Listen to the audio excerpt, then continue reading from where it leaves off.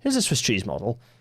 Yeah, right. So the logic of the Swiss cheese model is that at one end here you have a bunch of threats, you have problems, hazards, perhaps you might call them.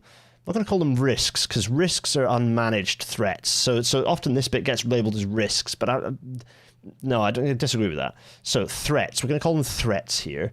And let's have them as little things flying along, these little threats, these little nasty threats, as nasty as they are, whizzing from left to right here on our screen.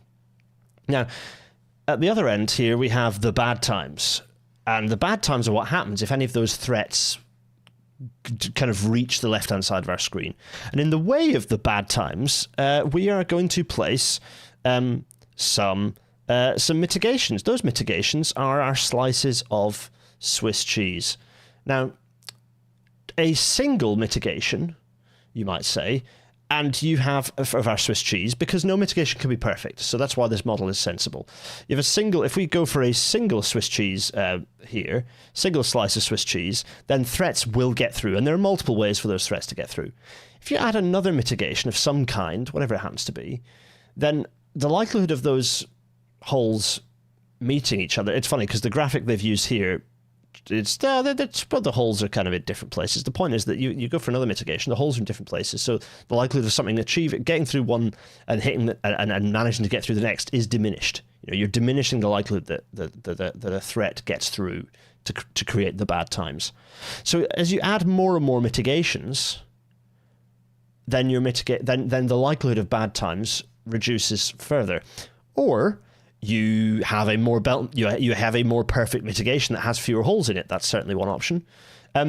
You can have a lot of mitigations, all of them quite crap full of holes. But if you have loads and loads of mitigations, actually, eventually you'll reduce the likelihood of threats reaching taking us to the bad times. So, people are saying hazard and risk. No. I'm avoiding the use of the words hazard and risk because they have a lot of loaded perceptions. So I'm not calling these, I'm going to call them threats. So some issue, some problem, some threat that will take us to the bad times. And you have a bunch of mitigations in the way. What I would... So keep this, sorry, I digress. Keep this in mind. This is the Swiss cheese model. This is important to us all. We want to ensure that we... keep this in mind. We want to think about this model as we go forward. And I was originally going to have a slices counter in the bottom corner, but it ended up being too time-consuming and very silly, so I'm not going to do that. But what I want everyone to do is keep a bit of a mental count of how many slices we're adding in. Oscar Philip Harrison, hey, tuning in for the first time live from an LNER service from London to Edinburgh. Hello, that sounds like fun.